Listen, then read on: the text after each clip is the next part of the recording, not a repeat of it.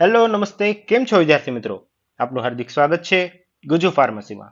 તો મિત્રો, પંચાયત સેવા પસંદગી મંડળની ફાર્માસિસ્ટ લેબટેક એમપીએચડબલ્યુ અને એફએચડબલ્યુ ની પરીક્ષાને હવે ગણતરીના દિવસો બાકી છે, ત્યારે આપણે એના જનરલ સેક્શન માટે કરંટ અફેર્સનો એક વિડીયો ઓલરેડી અપલોડ કરી દીધો છે.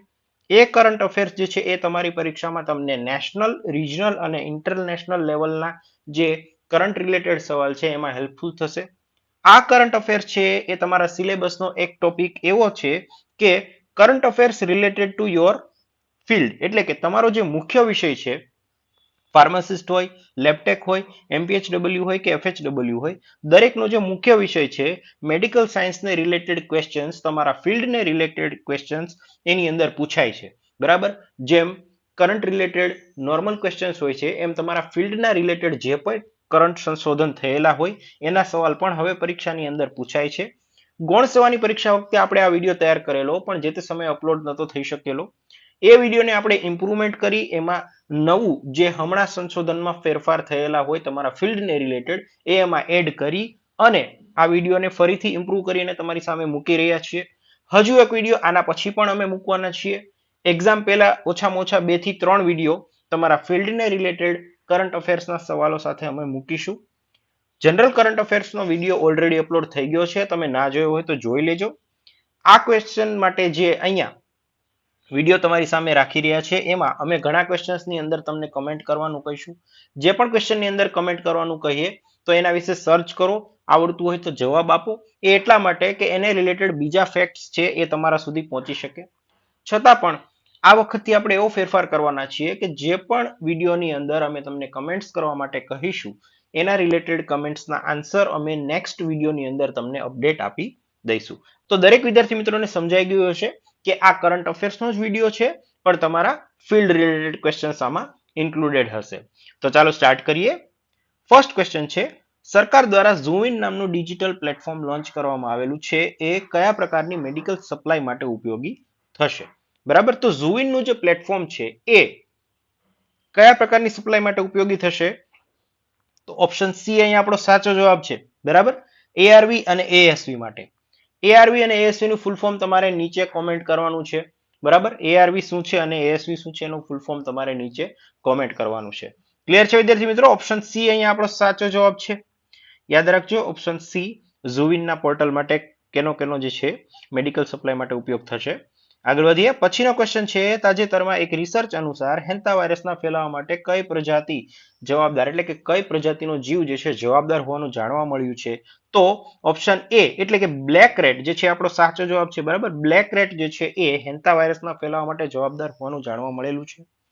આગળ વધીએ. પછીનો ક્વેશ્ચન છે, કયા દેશ દ્વારા એવા બેક્ટેરિયાની શોધ કરવામાં આવી છે? બરાબર છે, બેક્ટેરિયાનું નામ શું છે? ઇલેક્ટ્રોથ્રિક્સ યોકોનેસિસ. બરાબર, આ બેક્ટેરિયાનું નામ છે. એવા બેક્ટેરિયાની શોધ કરવામાં આવી છે કે જે બેક્ટેરિયા ઇલેક્ટ્રિસિટીને કન્ડક્ટ કરે છે. બરાબર, ઇલેક્ટ્રિસિટીને કન્ડક્ટ કરે છે. તો ઓપ્શન એ એટલે કે અમેરિકા અહીંયા આપણો સાચો જવાબ છે. બરાબર, અમેરિકા જે છે આપણો સાચો જવાબ છે. અમેરિકા દ્વારા આવા બેક્ટેરિયાની શોધ કરવામાં આવી છે કે જે ઇલેક્ટ્રિસિટીને કન્ડક્ટ કરતા હોય. આગળ વધીએ. પછીનો ક્વેશ્ચન છે, આંતરરાષ્ટ્રીય એન્ટીબાયોટિક રિસર્ચ અને ડેવલપમેન્ટ એટલે કે GARDP એ કઈ સંસ્થા દ્વારા કરવામાં આવે છે? બરાબર, તો આ કાર્ય કઈ સંસ્થા દ્વારા કરવામાં આવે છે? તો ઓપ્શન સી એટલે કે WHO અહીંયા આપણો સાચો જવાબ છે. બરાબર, GARDP કોણ કરે છે? WHO. ક્લિયર છે? આગળ વધીએ. પછીનો ક્વેશ્ચન છે, હન્ટિંગ્ટન નામનો રોગ મુખ્યત્વે શરીરના કયા ભાગ ઉપર વધારે અસર કરે છે? બરાબર, તો નીચે અહીંયા ઓપ્શનમાં 4 શરીરના ભાગ આપેલા છે. તો હન્ટિંગ્ટન જે છે એ આપણા શરીરના મગજ ઉપર, બરાબર, આપણું મગજ છે એના ઉપર હન્ટિંગ્ટન રોગમાં વધારે અસર થાય છે. ઓપ્શન બી અહીંયા આપણો સાચો જવાબ છે. આગળ વધીએ. પછીનો ક્વેશ્ચન છે, તાજેતરમાં ચર્ચામાં રહેલ ગ્લેન્ડર્સ નામનો રોગ શેના દ્વારા થાય છે? બરાબર, તો ગ્લેન્ડર્સ નામનો જે રોગ છે એ બેક્ટેરિયા દ્વારા થાય છે. બરાબર, ગ્લેન્ડર્સ નામનો રોગ છે બેક્ટેરિયા દ્વારા થાય છે. ઓપ્શન એ આપણો સાચો જવાબ છે. ક્લિયર છે વિદ્યાર્થી મિત્રો? આગળ વધીએ. પછીનો ક્વેશ્ચન છે, તાજેતરમાં ICMR અને અન્ય સહયોગીઓ દ્વારા મગજના ડાયગ્નોસ્ટિક માટે વિકસાવવામાં આવેલ ઉપકરણનું નામ શું છે? બરાબર, તો ICMR અને અન્ય સહયોગી એટલે કે બીજી જે કોઈ સંસ્થા હોય એમાં કામગીરીમાં ભાગીદારી આપી એની વાત કરે છે. બરાબર, તો એના દ્વારા મગજના ડાયગ્નોસ્ટિક્સ માટે જે ઉપકરણ વિકસાવ્યું છે એનું નામ છે સેરિબ્રો. બરાબર, ઓપ્શન ડી અહીંયા આપણો સાચો જવાબ છે. ક્લિયર છે વિદ્યાર્થી મિત્રો? સેરિબ્રો એટલે કે મગજના ડાયગ્નોસ્ટિક્સ માટે તેમણે વિકસાવેલું ઉપકરણ છે. આગળ વધીએ. પછીનો ક્વેશ્ચન છે, કયા દેશ દ્વારા સ્વનિર્મિત સ્વદેશી એન્ટીબાયોટિક નેફિથ્રોમાઇસિન વિકસાવવામાં આવેલ છે? બરાબર, તો સ્વદેશી એન્ટીબાયોટિક નેફિથ્રોમાઇસિન જે છે એ ઇન્ડિયા દ્વારા વિકસાવવામાં આવેલ છે. બરાબર, આપણા દેશમાં જ આ દવાનું સર્જન કરવામાં આવેલું છે. ક્લિયર છે? આગળ વધીએ. પછીનો ક્વેશ્ચન છે, મહામેડિટેક મિશન શરૂ કરવા માટે કઈ સંસ્થાએ અનુસંધાન નેશનલ રિસર્ચ ફાઉન્ડેશન સાથે સહયોગ કર્યો છે? બરાબર, તો મહામેડટેક મિશન છે એ શરૂ કરવા માટે કઈ સંસ્થાએ અનુસંધાન નેશનલ રિસર્ચ ફાઉન્ડેશન છે એના સાથે સહયોગ કરી અને કામગીરી કરી છે? તો ઓપ્શન બી એટલે કે આઈસીએમઆર. બરાબર, ઓપ્શન બી એટલે કે આઈસીએમઆર અહીં આપણો સાચો જવાબ છે. હવે આઈસીએમઆર નું ફૂલ ફોર્મ છે એ મેડિકલ ફિલ્ડના આપણા ચાર સંવર્ગના સ્ટુડન્ટ્સને ખ્યાલ હોવો જોઈએ કે આઈસીએમઆર શું છે. બરાબર, તો આઈસીએમઆર નું પૂરું નામ તમારે કોમેન્ટ કરવાનું છે. બરાબર, આઈસીએમઆર નું પૂરું નામ તમારે કોમેન્ટ કરવાનું છે. આગળ વધીએ. પછીનો ક્વેશ્ચન છે, તાજેતરમાં સમાચારમાં જોવા મળેલી દવા એટલે કે લોનાકાપાવિર બરાબર એ મુખ્યત્વે કયા રોગની રોકથામ માટે અથવા તેને રોકવા માટે વપરાય છે? બરાબર, તો જે લેનાકાપાવિર છે એ શેના માટે વપરાય છે? તો ઓપ્શન સી એટલે કે એચઆઈવી નો ચેપ છે એને રોકવા માટે આ દવાનો ઉપયોગ કરવામાં આવે છે. કોણે કર્યું છે અને શું કર્યું છે એના વિશે માહિતી મેળવીએ તો United states food and drug administration એટલે કે એફડીએ એચઆઈવીના નિવારણ માટે અત્યાર સુધીની સૌથી અદ્યતન દવા લેનાકાપાવિર એટલે કે એને શોર્ટ ફોર્મ LEN તરીકે ઓળખાય છે એનો જે છે ઉપયોગ કર્યો છે ને એની મંજૂરી આપી છે. એ શું છે તો કે એક એન્ટી રેટ્રોવાયરલ દવા છે કે જેનો ઉપયોગ એચઆઈવી નેગેટિવ પરંતુ જોખમમાં રહેલા લોકો માટે પ્રી એક્સપોઝર પ્રોફિલેક્સિસ અથવા તો PrEP તરીકે થાય છે. બરાબર, PrEP એટલે કે પ્રી એક્સપોઝર પ્રોફિલેક્સિસ સંપર્કમાં આવતા પહેલા એચઆઈવી ચેપ અટકાવવા માટેની એક પદ્ધતિ છે. બરાબર, જે લોકોને એચઆઈવી નથી એમને ન થાય એના માટેની આ ટેકનિક છે. ક્લિયર છે વિદ્યાર્થી મિત્રો? ઓપ્શન સી અહીં આપણો સાચો જવાબ છે. આગળ વધીએ. પછીનો ક્વેશ્ચન છે, લેપ્ટોસ્પાયરોસિસ એ કયા પ્રકારનો રોગ છે કે જે તાજેતરમાં જોવા મળેલો છે? બરાબર, તો લેપ્ટોસ્પાયરોસિસ જે છે કયો છે તો કે ઝૂનોટિક બેક્ટેરિયલ રોગ છે. બરાબર, ઓપ્શન એ આપણો સાચો જવાબ છે. લેપ્ટોસ્પાયરોસિસ છે એ ઝૂનોટિક બેક્ટેરિયલ રોગ છે. ક્લિયર છે વિદ્યાર્થી મિત્રો? આગળ વધીએ. પછીનો ક્વેશ્ચન છે, માનવ ડીએનએ ના અભ્યાસ માટે કઈ સંસ્થાએ આલ્ફા જીનોમ નામનું નવું AI મોડેલ લોન્ચ કર્યું છે? બરાબર, તો આલ્ફા જીનોમનું AI મોડેલ કઈ સંસ્થાએ લોન્ચ કરેલું છે? બરાબર, તો ઓપ્શન બી એટલે કે ગૂગલ ડીપ માઇન્ડ. બરાબર, ગૂગલ ડીપ માઇન્ડ અહીં આપણો સાચો જવાબ છે. તો ગૂગલ ડીપ માઇન્ડે આલ્ફા જીનોમ નામનું AI મોડેલ લોન્ચ કરેલું છે કે એ આપણા શરીરના ડીએનએ નો અભ્યાસ કરશે. ક્લિયર છે? આગળ વધીએ. પછીનો ક્વેશ્ચન છે, મોબાઈલ બાયોસેફ્ટી લેવલ 3 એટલે કે MBSL3 લેબોરેટરી કયા મિશન હેઠળ વિકસાવવામાં આવેલી છે? બરાબર, તો 4 ઓપ્શન આપેલા છે. બરાબર, દરેક ઓપ્શન તમને સાચા લાગે એવા છે અને કન્ફ્યુઝન આવે એવા છે.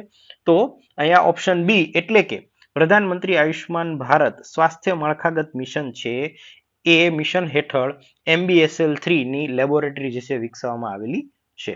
ક્લિયર છે વિદ્યાર્થી મિત્રો? આ યોજનાકીય સવાલ પણ કહી શકો અથવા તો આપણા મેડિકલ ફિલ્ડનો સવાલ પણ તમે કહી શકો. આગળ વધીએ.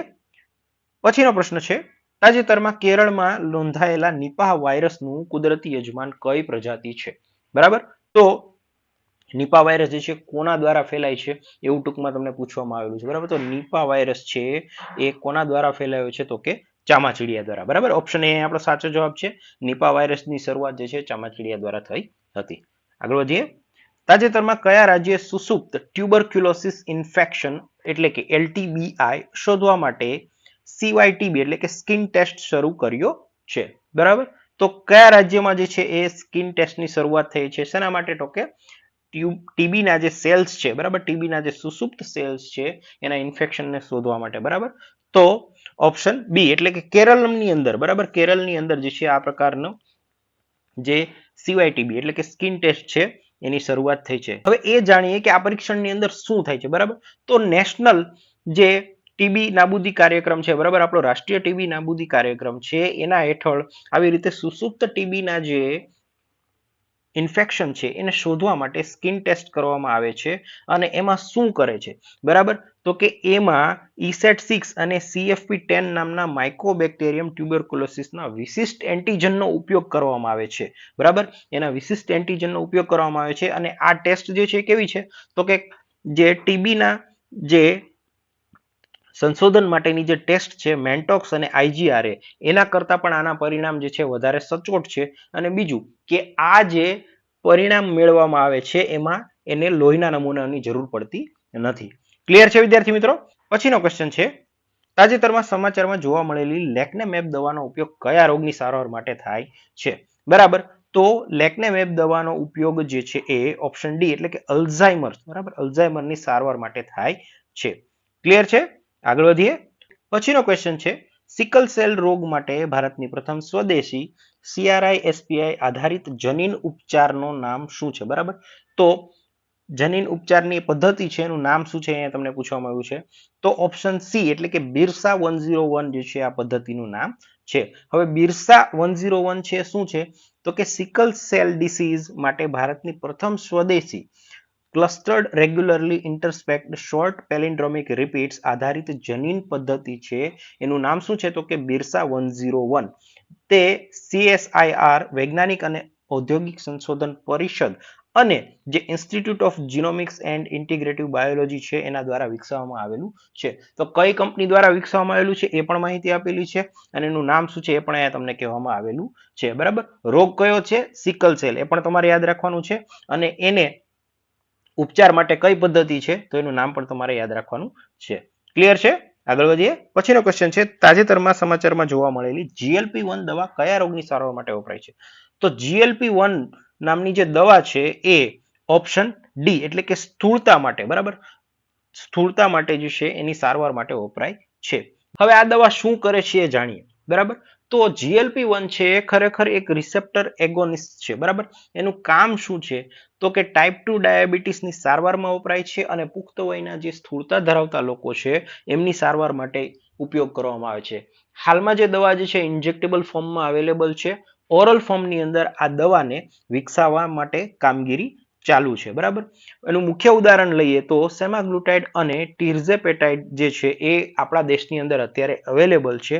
એ શું કરે છે? તો કે ઇન્સ્યુલિન વધારે છે અને ગ્લુકોગન જે છે એને ઘટાડે છે. જે શું કરે છે? તો કે વ્યક્તિને, જો કોઈ પણ વ્યક્તિ છે ડાયાબિટીસ ટાઈપ 2 થી પીડાય છે તો એનું પેટ ખાલી થવાનું જે છે ધીમું કરે છે અને એની ભૂખને દબાવે છે. પરિણામે એના શરીરમાં જે છે વજન છે એનું નિયંત્રણ થાય છે અને જે શર્કરાનું બેલેન્સ છે એ પણ જળવાઈ રહે છે.